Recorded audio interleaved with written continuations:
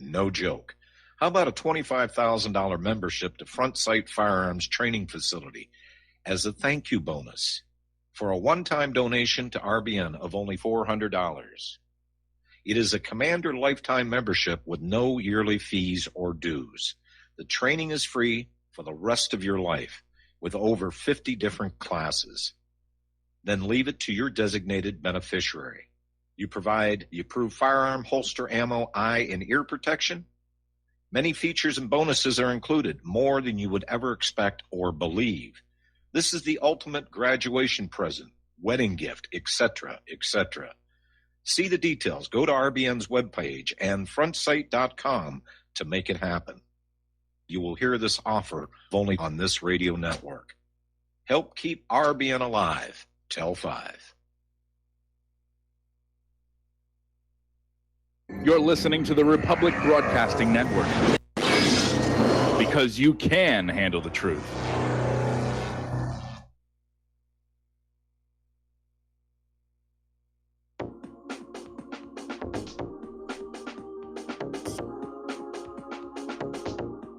What Really Happened with your host, Mike Rivero. You're listening to the Republic Broadcasting Network, where you'll find out what the Fukushima's going on. And aloha, America. Welcome to our show today. It is Thursday, December 27th, 2018. Sure happy it's Thursday. Sure happy it's Thursday. Sure happy it's Thursday. We've got a lot to talk about today. A lot's going on in the world. The phone lines are open, 800-313-9443. That's 800-313-9443. Mike is in our control room, ready to answer the phone, put you on the air with your comments, questions, opinions, and so forth and so on. Boy, what a wild ride on the stock markets today. Opened down, went way down. The Dow actually touched 600 down at one point. And then, miracle of miracles, Santa Claus showed up and actually got it shoved 200 points into the green. And I'm sure a lot of people are thinking it's the plunge protection team. Looking at the volume indicators, yeah, somebody came on in and just started buying like crazy to drive that market up. I don't think they can keep up this juggling act, though. I really, really do not. Okay, let's get into the conflict areas here, because there's a lot going on with conflict here. Apparently, Iran is now holding talks with the Afghan Taliban following the U.S. announcement of a partial troop withdrawal. And the Secretary of Iran's Supreme National Security Council, Ali Shamkhani, announced on a visit to the Afghan capital of Kabul that Iranian officials have met with the Afghan Taliban. That's going to make a lot of people very nervous about what's going on. And this came just days after the Taliban attended peace talks in the United Arab Emirates with U.S. officials. And representatives from the United Arab Emirates, Saudi Arabia, Pakistan were also present. So apparently they're holding peace talks about how to wind this thing down here. And I'm sure from the U.S. point of view, they're going to say, look, you could run your country any way you want to. We only insist on three things. We want that oil pipeline right of way. We want access to the oil itself, of course. And we still got to get that opium flowing on out there to keep the American drug lords happy and pharmaceutical companies. But I repeat myself here. So there are peace talks going on. And if this is legit and not a feint of some kind, and of course it's really hard to know, Trump does appear to be keeping one of his most important campaign promises from back in 2016. He's trying to get us out of some of these wars that the United States is mired in all over the world. And I would like to point out that at least so far, Trump has not started any new wars. So we'll hope he stays on that track here. Over in Syria, apparently the Al-Qaeda-linked Wahid al-Mu'minin operations room conducted a hit-and-run attack on several positions of the Syrian Arab Army in northern Latakia. And according to pro-militant sources, over 20 Syrian Arab soldiers were killed. Now, another version of the events claims that the SSA repelled the attack in the villages of Nakshiba, Rusat al-Malik, and Ain el-Quatra, killing most of the attackers. So, apparently, large numbers of Syrian troops have been deployed near Manbij, where U.S. forces, as of last report, are still located. Now, here is where it gets interesting. The southeast Syrian rebels are ready to surrender after the U.S. pullout from Tanf base, and their commanders are in talks with the Syrian government to try and negotiate a safe passage to the north. And may work, may not. If they were trying to just leave the country, I think Assad would say, sure, you're going to be out here. But they could be going north to join with the Kurds in the northeast of Syria, which would lead Assad in a position to say, yeah, you've got safe passage, and then pull a highway of death on them, which is what the United States did to retreating Iraqi troops during the Iraq War. Bombed vehicles at the head and end of the convoy to lock everything in place and just torched everything. I think that qualifies as a war crime here. All right, the United Nations has been presented with evidence that the white helmets were not what the corporate media told us. They weren't humanitarian, they weren't rescuers, and the UN was presented with evidence about staged attacks, which we all know that's what they were doing, criminal activities, working with terrorists, apparently even organ theft, stealing from civilians, and all this other behavior. And of course, the corporate media, which sold us that image of the white helmets as being real, that they're the good guys. You know, you just follow them along and don't ever think they would do something like stage a false flag attack. Corporate media, of course, is ignoring the presentation to the United Nations because they don't want to have to turn around and say, okay, we were wrong about the white helmets, because then everybody else starts saying, well, what else have you been wrong about these many years, as it were. Now, as U.S. forces get ready to retreat from Syria or pull out from Syria, I'm not going to use the word retreat, I'll get the Warhawks angry at me. Apparently, Turkish-backed fighters are preparing to take their place. And Turkey is apparently planning to invade in the course of this replacement and wants to get those Syrian Kurds and basically resolve that situation. Now, Russia has issued a warning to Turkey not to invade. So Russia is flexing its muscle, and we'll see just how crazy Erdogan is really going to turn on out. Down in Saudi Arabia, there's been a shakeup of the government. King Salman ordered the reshuffle earlier today. He's appointed a new foreign minister. He's turning over other top posts. And this is all from the fallout over the killing of Saudi journalist Jamal Khashoggi. Foreign Minister Adel Al-Jubeir was demoted to Minister of State for Foreign Affairs and replaced by a veteran former Finance Minister Ibrahim Al-Assaf. This came about by royal decree. King Salman also named Prince Abdullah bin Bandar, who's the son of Prince Bandar al-Saud, who was once the Saudi ambassador to Washington. He's the new head of the National Guard, and they're hiring additional security intelligence officials. Now, Al-Jubeir has previously said Khashoggi's killing was a tremendous mistake. Now, in an interview last October, he said that the Washington Post columnist's death was the result of a rogue operation and that the Saudi government will punish those who are responsible. Of course, our media and our government are saying, well, it had to be Crown Prince Mohammed bin Salman. It wouldn't have happened without there. That remains to be seen. But it turns out that apparently Khashoggi was acting as a foreign influence agent inside the United States at the Washington Post itself. And his agenda was to change U.S. policy against Saudi Arabia and in favor of the Muslim Brotherhood. And apparently they were working for Qatar. Now, the Washington Post actually admitted this in a pre-Christmas Saturday news dump, but alert people picked up on it and it's gone viral all over the web. Apparently, text messages between Khashoggi and an executive at Qatar Foundation International show the executives at times shaped the columns he submitted to the Washington Post, proposing topics, drafting material, and prodding him to take a hard line against the Saudi government. So Khashoggi wasn't as squeaky clean as a lot of people tried to make on out.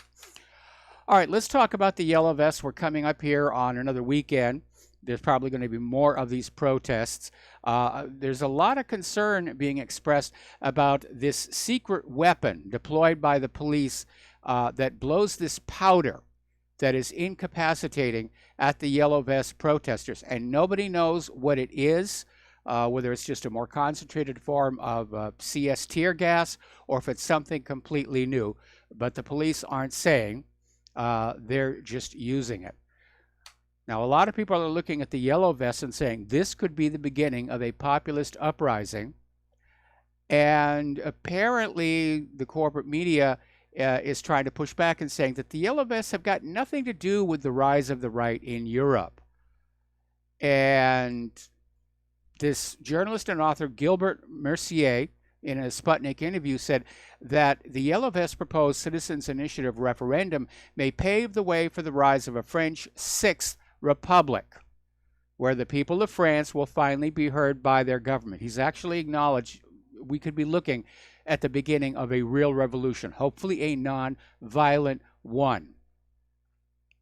But the Yellow Vest protesters are demanding this referenda initiative, which is a push to bring back democracy, to allow the French people to themselves propose laws to go on the ballots. And that's a really, really good idea. Poor Emmanuel Macron, it seems the damage is done, and these days there isn't anything that he does that isn't going to be criticized or made fun of. Apparently, during his pre-Christmas visit to Kosei Air Base near Chad's capital, Macron brought along champagne, foie gras, and chocolate to share a holiday meal with 1,300 troops. Now, setting aside the cruelty involved in making foie gras, that's a really nice thing for him to have done. And yet on Twitter, there have been comments out there about, let them eat cake. So the damage is done. I don't think Macron is going to recover from this no matter what he does.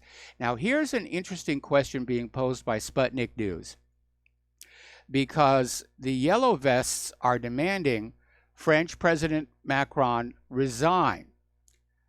And they're unlikely to succeed unless they have backers within France's political circles. This is coming from Italian journalist Daniele Pozzati.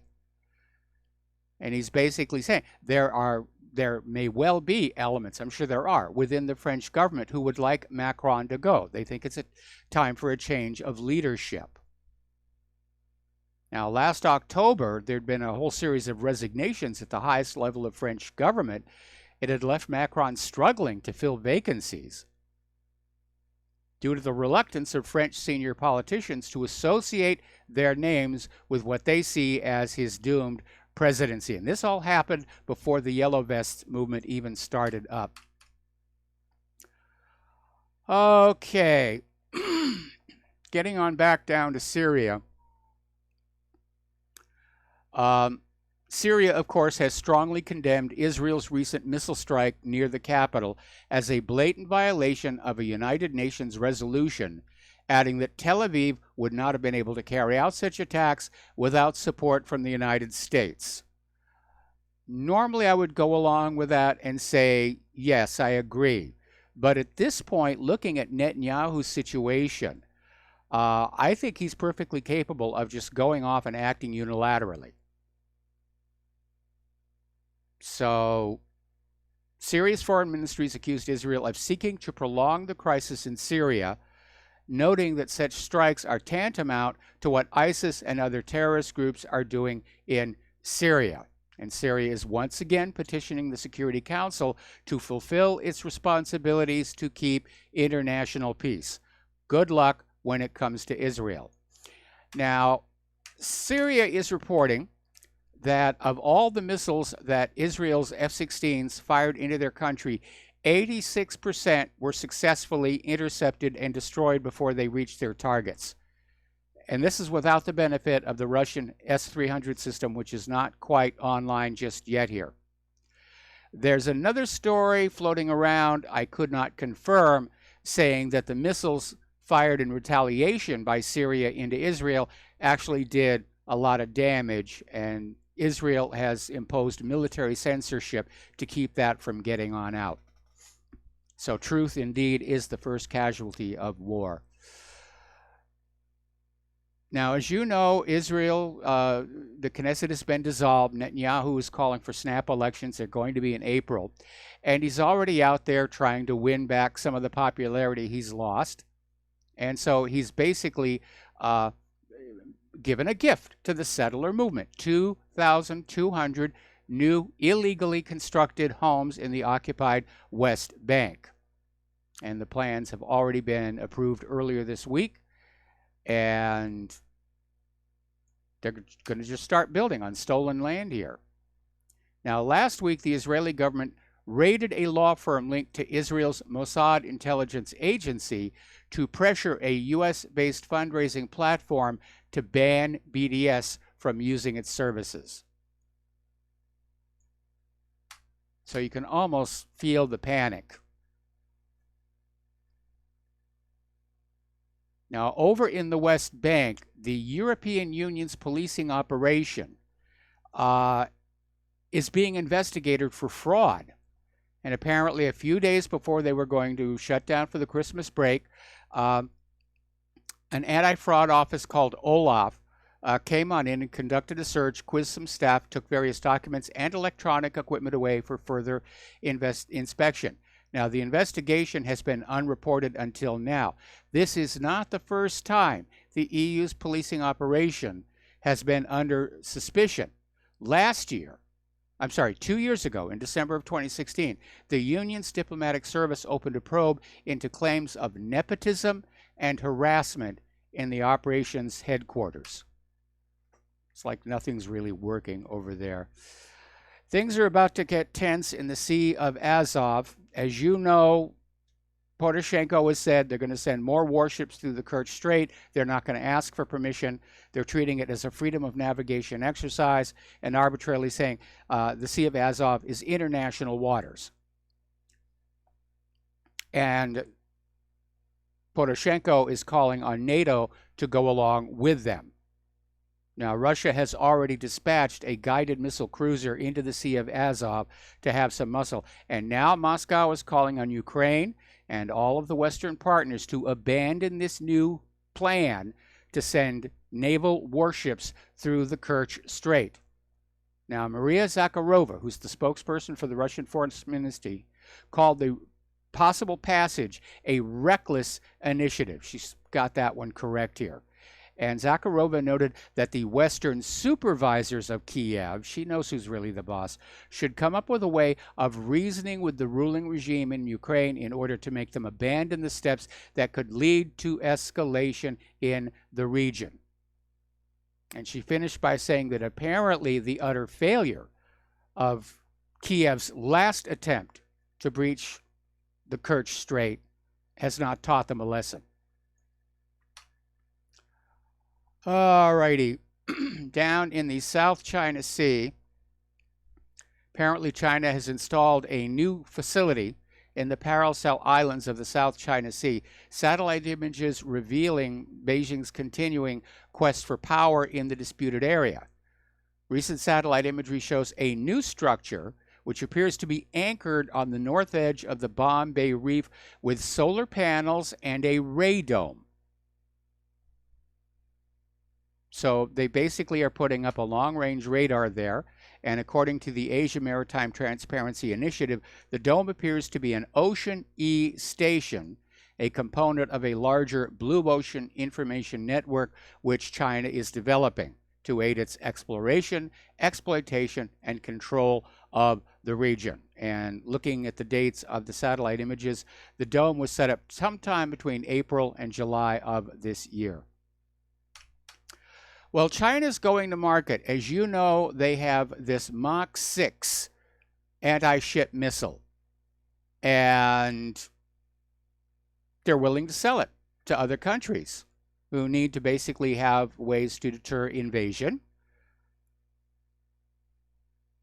And China is describing it as intended for rapid and precision strikes against medium-sized ships, naval task forces, and offshore facilities. And according to the Chinese, the CM-401, that's the hypersonic missiles designation, is fitted with a terminal radar guidance unit featuring a nose-mounted gimbal antenna. Once launched, the missile flies along a ballistic trajectory, reaching near space altitude. The weapon has an average speed of Mach 4, and during the dive to terminal phase, a peak of Mach 6. All right, we're going to take a break for commercials, and we'll be right back.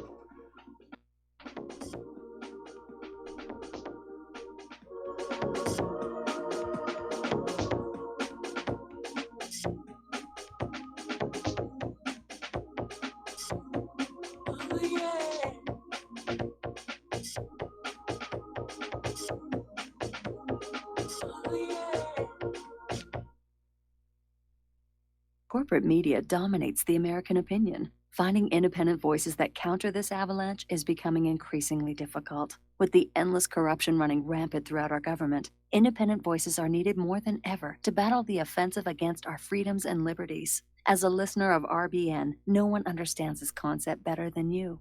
Now it's up to you to do your part. The time has come for you to take action and begin broadcasting the truth to hundreds or thousands of people every month. Sound impossible? Quite the contrary. With pointed slogans from LibertyStickers.com, you can reach countless sleeping Americans unaware that they live in a real-life wonderland. LibertyStickers.com has a huge inventory of political bumper stickers and messages that reflect the truth about our government, our politicians, and the future of America. With so many in stock, there's one perfect for you. Visit us today at LibertyStickers.com. Again, that's LibertyStickers.com.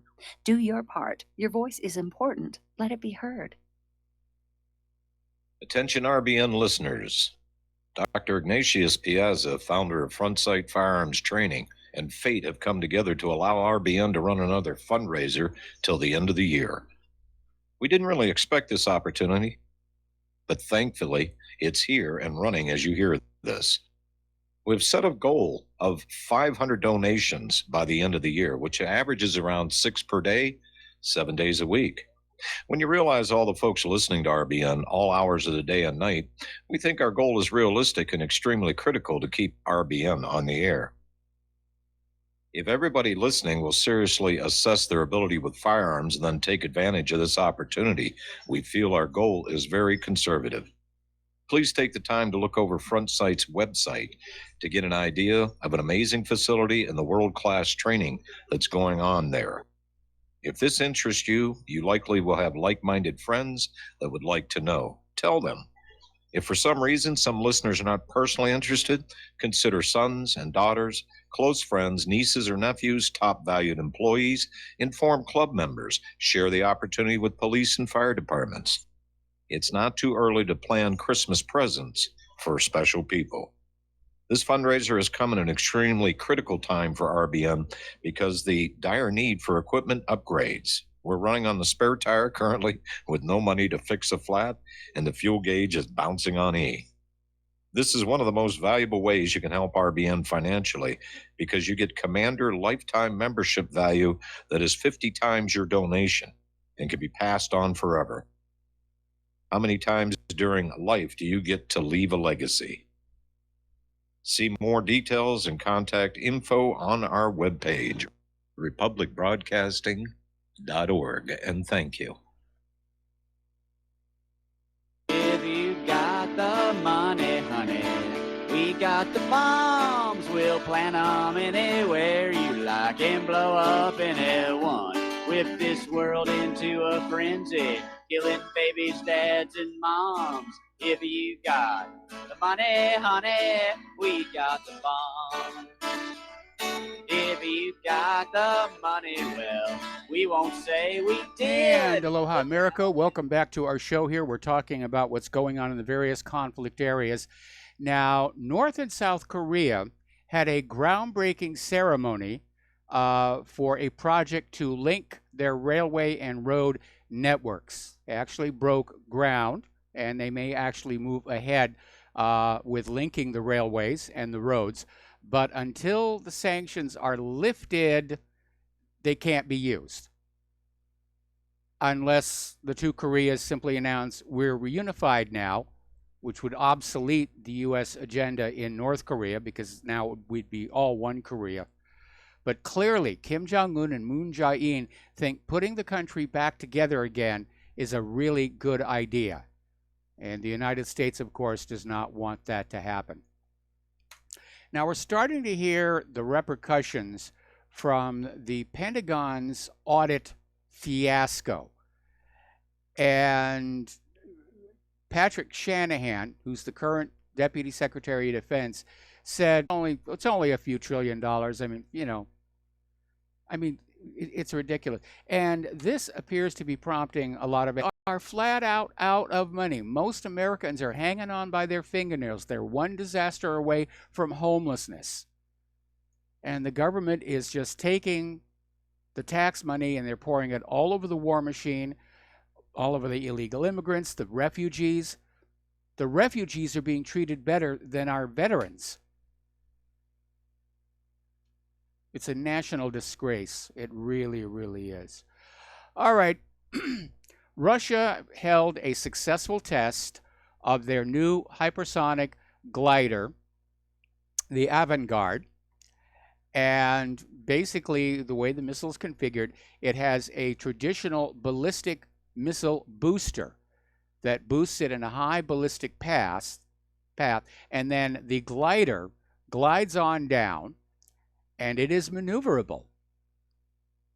And that means that the entire U.S. ballistic missile defense system is totally obsolete because it's built around a doctrine of a predictable inbound ballistic path. So they had this successful test here, and already we're hearing voices coming from the Pentagon saying, oh, it's not that impressive. It's not a big a deal, but can we have money to make one for ourselves? But apparently, it can travel at a top speed of Mach 20. Actually, there's in Rossiya TV channel reported it could travel 27 Mach. That's actually above orbital speed. So they had a successful test. It's a real weapon now. Now, as you know, Donald Trump did something very cool. He went to visit the troops in Iraq. Of course, he didn't tell them he was going to bring them home, but they got to meet him, and it was a good time. He took Melania out, and apparently a lot of the soldiers had Make America Great Again hats and an embroidered patch that read Trump 2020. And President Donald Trump made himself available to sign the hats and the patches. But apparently some of the officers in the chain of command are saying that these autographs potentially violate Department of Defense guidelines for political activities. Come on, guys. These are soldiers in the field. This is the commander-in-chief. Lighten the heck up, all right? Now, President Trump and First Lady Melania stopped at Ramstein Air Base in Germany on their way back to Washington, D.C., where he held some high-level meetings with key military generals aboard Air Force One.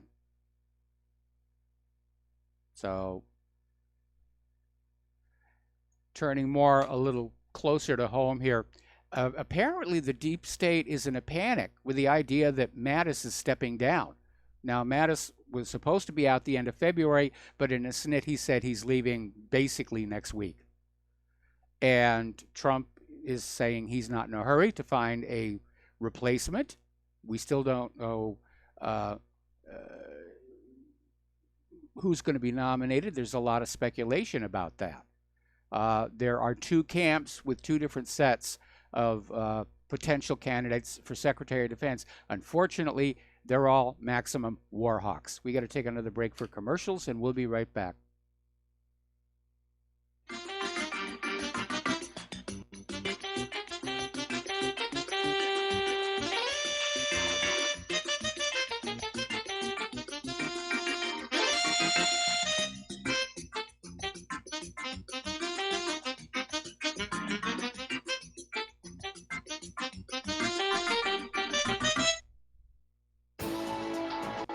You are tuned in to the Republic Broadcasting Network. Visit our website by going to republicbroadcasting.org.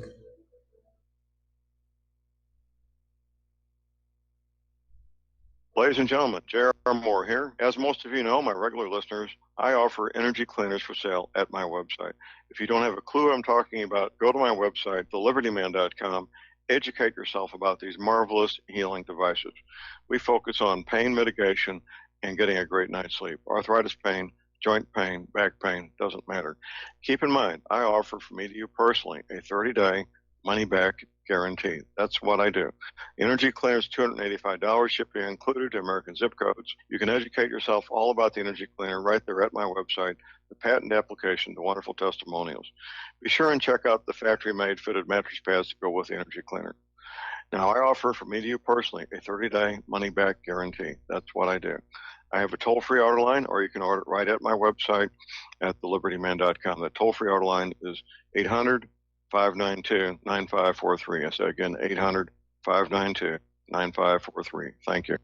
The First Amendment in the Bill of Rights limits the government's power by ensuring freedom of speech and preserving the rights of the people. Every day that passes, our rights gradually slip away. It's time to take a stand and let the government know we're tired of losing our rights. LibertyStickers.com will allow you to express your rights and allow millions of people to see you stand up for what you believe in.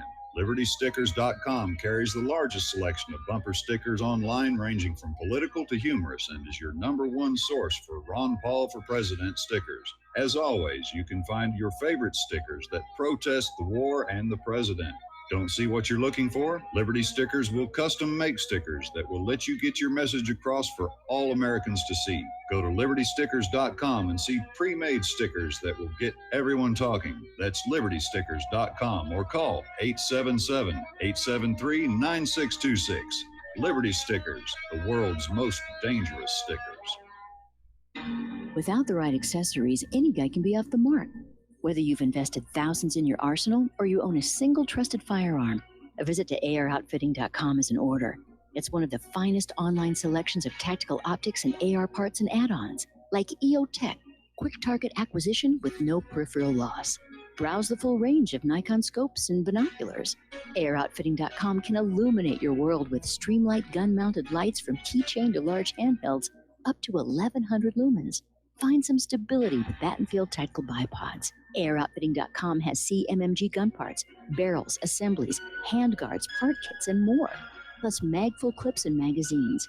I know I've got you excited, so take a breath. Head to AirOutfitting.com. The site's super easy to navigate and features a ton of technical info, including links to manuals. We also welcome vendor and manufacturer inquiries. Remember, if you don't see it, we can get it at AirOutfitting.com.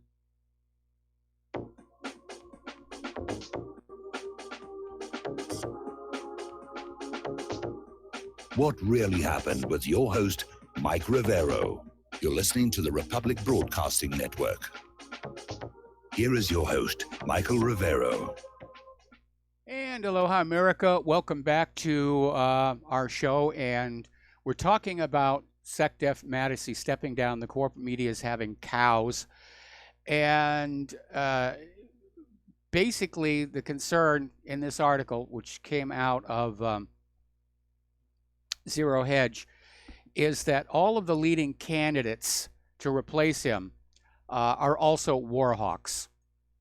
And I think that if Trump is serious about starting to pull us out of some of these engagements, that he needs a Secretary of Defense who is less aggressive and more tuned in with the needs of our soldiers in the field, logistics, the practical considerations of moving large forces across the globe. So apparently, Fox News is saying the most likely candidates for Secretary of Defense are Senator Tom Cotton, Republican of Arizona, and retired General John Jack Keane. And Tom Cotton, when he was a senator, gained a reputation for being extraordinarily hawkish, particularly regarding Iran. And he was a critic of the Iran nuclear deal. And Cotton was one of the authors of a controversial letter to Iran during the negotiations that was described by the Baltimore Sun as telling Tehran to prepare for war because the agreement could be nullified by the subsequent president, which is exactly what happened. Cotton is also calling on Congress to supply Israel with B-52s and bunker buster bombs to use against Iran. Iran hasn't done anything except to not obey orders here. Now, as for Keane, who's often referred to simply as Jack,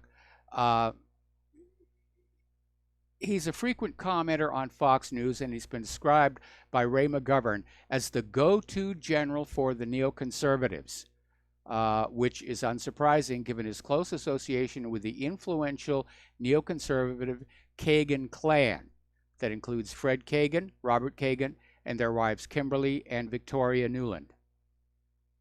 So she's cropped up again here. So this is not looking like a good change here. Okay, getting back to our local politics here. And apparently there is a lot of stuff going on back in Arkansas. It's not being covered in the corporate media, but apparently there have actually been some arrests and indictments coming out of Arkansas. And the source for this are press releases from the Justice Department. And the Arkansas swamp is getting little or no coverage in the corporate media. Of course, none of the swamps get covered in the corporate media. So anybody who thinks the Clintons aren't still involved in Arkansas, you're dreaming here. All right. John McCain's ties to the Christopher Steele dossier have come to light, and it doesn't look good. Now, we already reported on this back when the dossier first surfaced. There had been a report that John McCain was part of the conduit by which the